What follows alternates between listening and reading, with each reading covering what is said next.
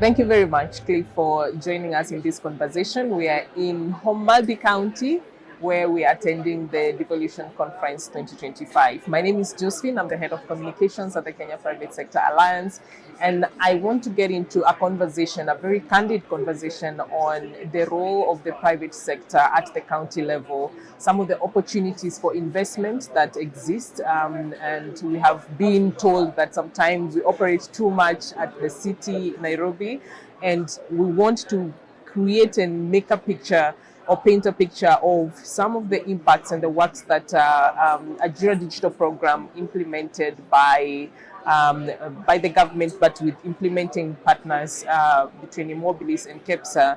What are some of the impacts that we've had on the ground at the county's level?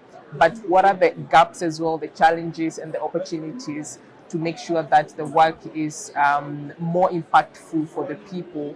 And I am excited to get into that conversation. Karibu sana, Cliff, and please introduce yourself. Thank you, Josephine. My name is Cliff Orina. I work for Immobilis as the regional coordinator overseeing the Ajira Digital Program in Nyanza region. So that is from Kisii, Migori, Homabay, Kisumu, and Siaya counties. The Ajira Digital Program is a digital skills program that belongs to the government of Kenya and is implemented mainly by two principal partners, and that is how Immobilis gets to partner with KEPSA. So there is Immobilis and KEPSA that are partnering to deliver the Ajira Digital Program on behalf of the government of Kenya, and that is mainly what we try to implement in the counties that I've mentioned here in Nyanza. As I mentioned in the beginning, from your perspective and from a private sector perspective, what is it that you look at for you to decide whether a county is investment ready, for you to also be able to place your investments at the ground level? And while at it, you can also mention some of the counties where Immobilis is quite on the ground, and what are some of the opportunities that you have identified? Thank you. It is key to consider certain factors before you decide whether a county is investment ready.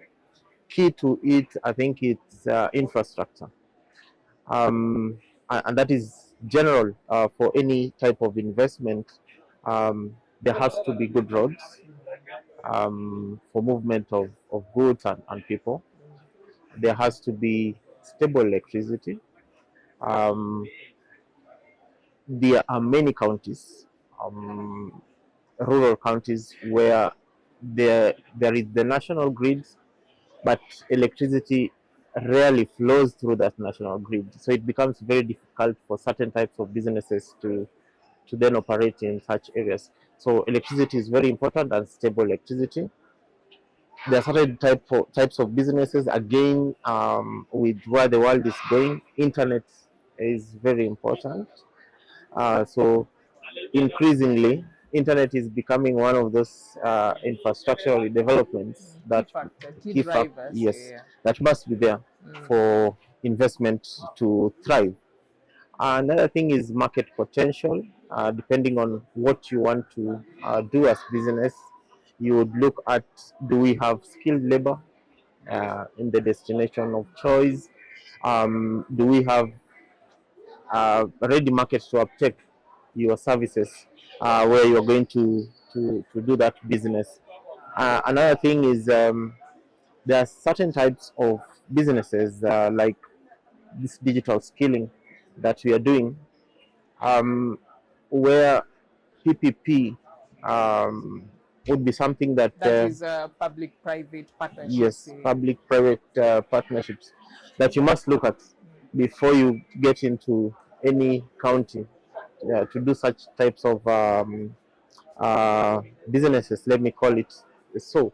The reason being, there is a lot of political goodwill that is needed for you to access the population. there is certain types of infrastructure that could be pushed from the government side. So they could take up the issue of doing internet coverage, enabling electricity to be there. Then the service provider does the actual digital skilling. Another thing is investment incentives. You see, those are very important to investors. If I have two counties or three counties, and out of the three, one clearly gives me tax breaks. When I want to set up, I would go for the one that gives me the tax breaks. Yeah, so that is also another consideration where there is a clear investment,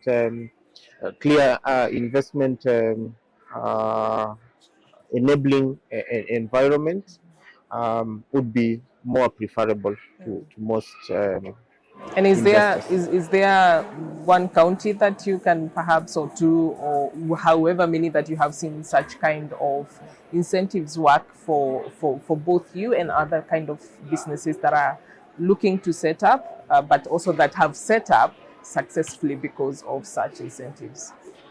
Let me start with the digital skilling as, business that we are in. A good example, a model example is Turkana County, where Turkana. yes, where the ICT centers that we run have been set up in collaboration with the county government. Infrastructure is purely done by the county government, the buildings, internet, electricity, and then now KEPSA and the Mobilis only comes to do the skilling. That is one example. Another example is here, Homa Bay County.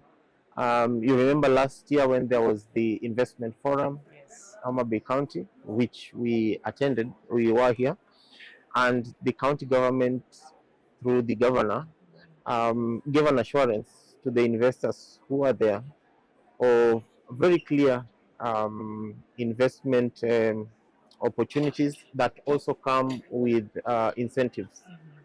Um, there is companies that set up here to process fish. I think it's Rio or Real fish. Rio Fish, and they were given a very clear tax break and a place to operate for them to expand. Happened to several other companies. They invited here companies that could do edible oils Okay. and give them very favorable conditions to start up here. So I'd imagine those who were here or got the message as investors took up their advantage that was there and did set up something in Homa Bay County, as opposed to somewhere else where such messaging, such kind of business environment has not been given to them. Yes. Yeah, absolutely. And you mentioned about public-private partnerships, but we are also seeing a lot of those P's, adding another P to the people, that becomes the public-private people partnerships, Yes. which means inclusion of the community members as mainly the beneficiaries. And in this case, that also addresses the issues of youth inclusion, women inclusion, persons with disabilities, and especially towards making sure that the impact of the projects that we are implementing, the investments that we bring to the counties also have that ripple effect. Would you address that as well? And especially with your project and youth skilling, upskilling as well, how has that impacted the people on the ground? In Kenya, particularly, the level at which the people have taken up governance issues is such that you cannot leave them behind. Any decision to do anything that involves the people must involve the people. And that creates also ownership, okay? And I've seen it with what we do. If you go to, because then us in the counties I mentioned, the five or so of them, we go through so many avenues. Apart from the ICT centers that we have, we go in to get the youth through several other avenues, NGOs that are there. Here in Homa Bay, we work with their youth department through the county government. We work with the local administration, the ACCs and DCCs. They're able to then organize youth for training. But one thing is key. As you do that, you must involve the community there. The opinion leaders in that community must be involved in setting up and them understanding clearly what is in them, what is in it for them, what are the young people going to gain after doing such training. If you do not start from that kind of background, you are going to fail. Yes. And that also involves a lot of innovative approaches, and especially when we're talking about involving the youth, we tend to associate the young people with innovation. And I was just wondering, what are some that you have seen that have now enabled the private sector and the government to collaborate more closely, and especially at the counties level? Are there any that you have seen and you're like, that is genius? Yeah, there are a number of things that, in terms of digitization, that has enhanced the readiness for the counties to take in investment and also to drive business. One of them is, remember when counties started, and generally it's in government processes, bureaucracy. So something like licensing, you can go to so many offices and takes a lot of time. One thing, and yesterday we heard it from the other side. I think Governor Kangata talked about it, but even here it was mentioned that Kisumu, Migori, and one other county are now have fully digitized their services. That means if you want to get, for example, a business license, you do not have to move from one office to the other. Probably you get somebody who was supposed to do something in the process is away for lunch, and there are delays. Once services have been digitized, the processes are cut substantially in terms of the time. But then also, when we talk about digitization, we must make sure that we are not just digitizing the services, and we are not enabling the people, and especially for them to be able to now apply digital services to access those services. Reforms in terms of innovations that have assisted the various counties to attract investment is skilling and upgrading of the manpower that they have. I have been involved, of course, through the Ajira Digital Program in skilling county staff. We've done that in Kisii, we've done that in Kisumu, and we've done that with the staff in Migori County, so that even as they digitize their processes, they move things to digital platforms, the staff know how to apply. Yes, and so that digitization does not become again another bottleneck because the users do not know how to handle digitization. I talked about infrastructure, but again here it applies. If counties are able to upgrade infrastructure, then it becomes a good catalyst to then drive investment. Here in Homa Bay, and I'll give you two contrasting scenarios. you go to Kisumu County, which is in terms of setup is just the same as Homa Bay County. The presence of the lakefront and the potential it has in terms of local tourism. And you go to Kisumu County, mostly it's beachline and where people like going.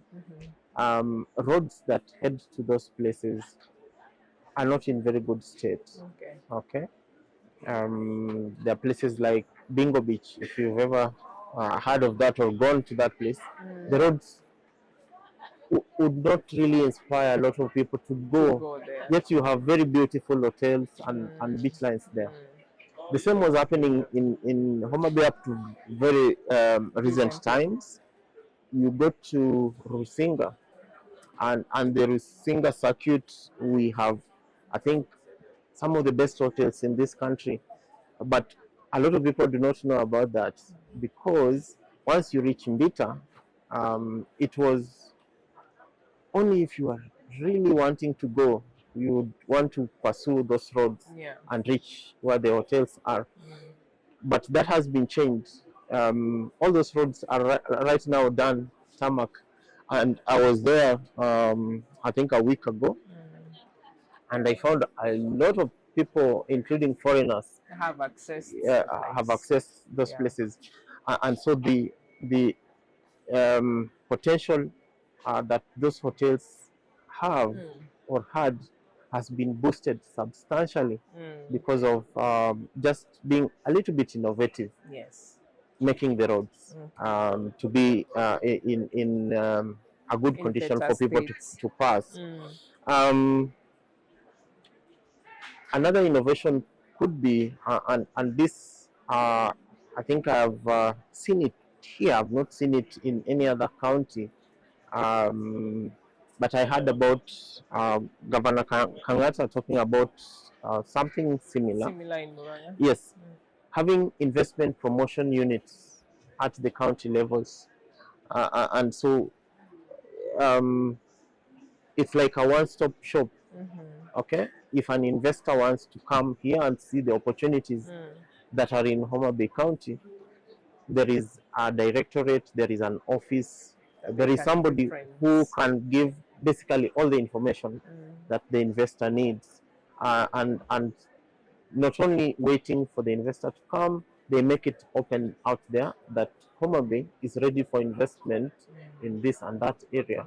And with what comes with it, the investment incentives that Homa Bay has to give.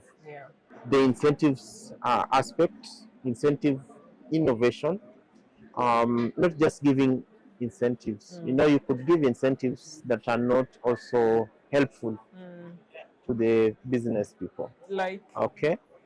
You could give incentive in terms of the processes.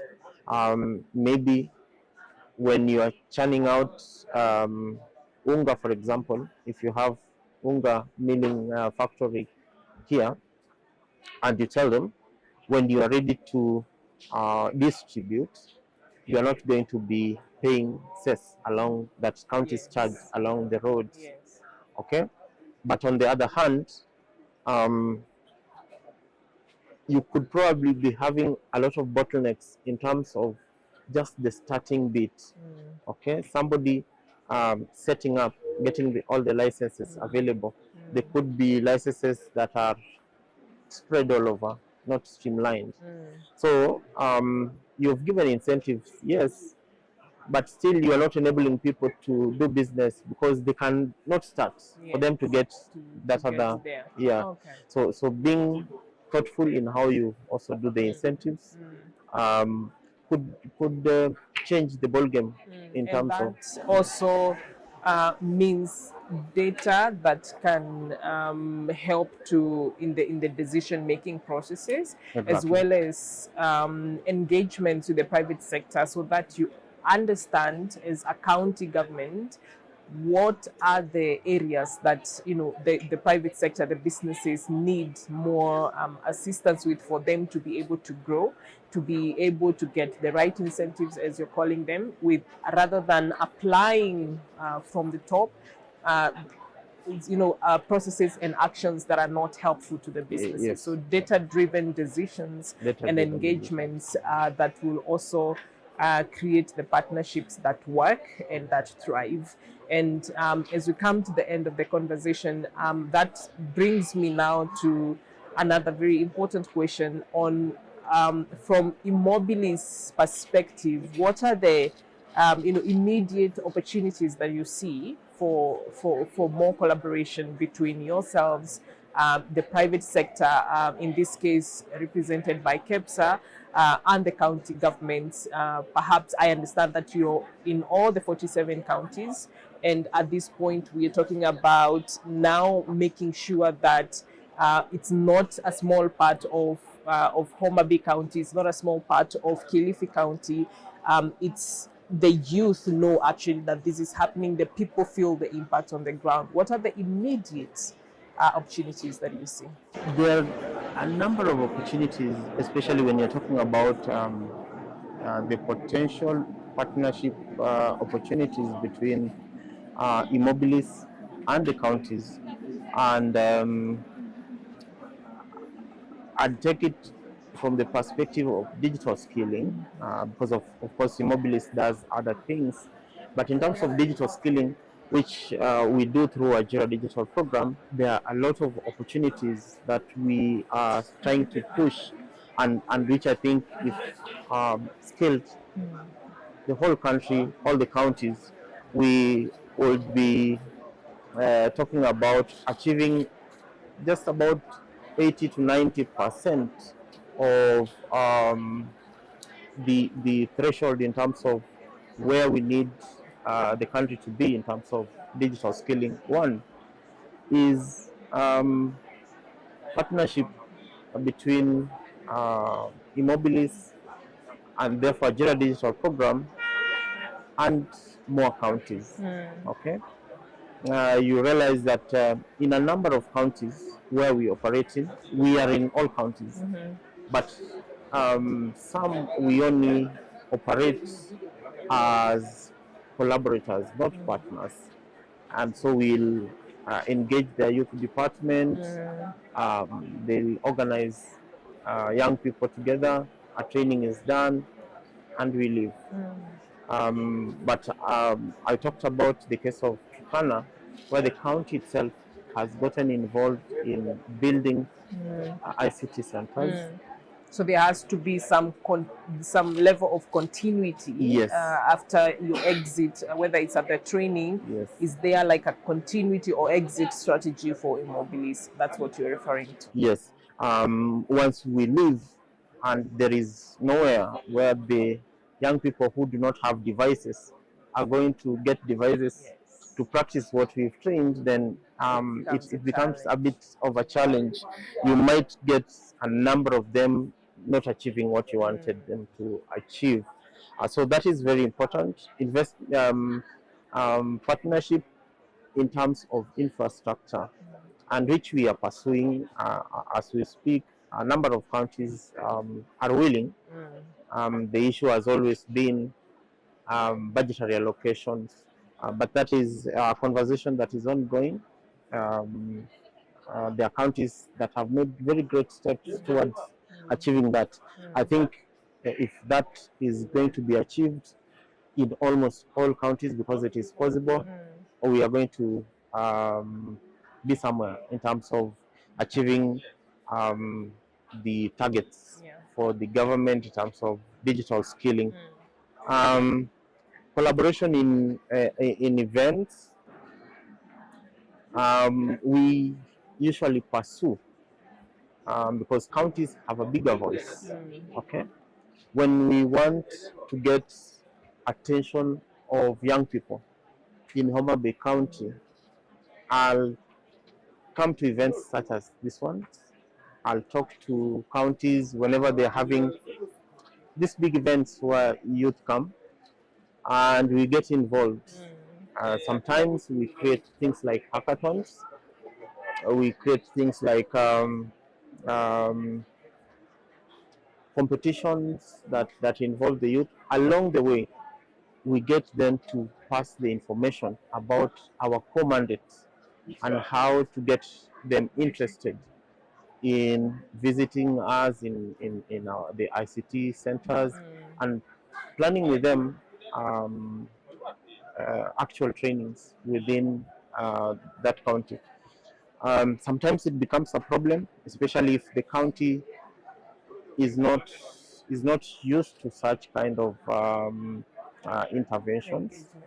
Some will become a bit resistant, but that is an opportunity. I see that if it, it is made easy, that we can partner in terms of events, publicity becomes easier. And benchmarking as well, because I think for some that see like this is a new space for us, it's probably a difficult area to enter, but when you benchmark and they see what other counties have done and how they have done it and whether it has been successful or not, lessons that have been picked, then they are able to also say we can give it a shot and see how it works for our county. Yes, that is true. Another area would be what I talked about, that we have done to some departments in Migori County, Kisumu County, and Kisii County. That is training of staff. Okay, it's training and capacity building of staff in terms of their knowledge of digital skills. Yeah. Okay, you will go to some of those departments and you find people who tell you, wow, ni analog. Okay, Yeah. and they consider only young people should be digital, yet they give services, and yet those counties Ama pia mindset hivi ndivyo sisi tunafanya tunafanya vitu.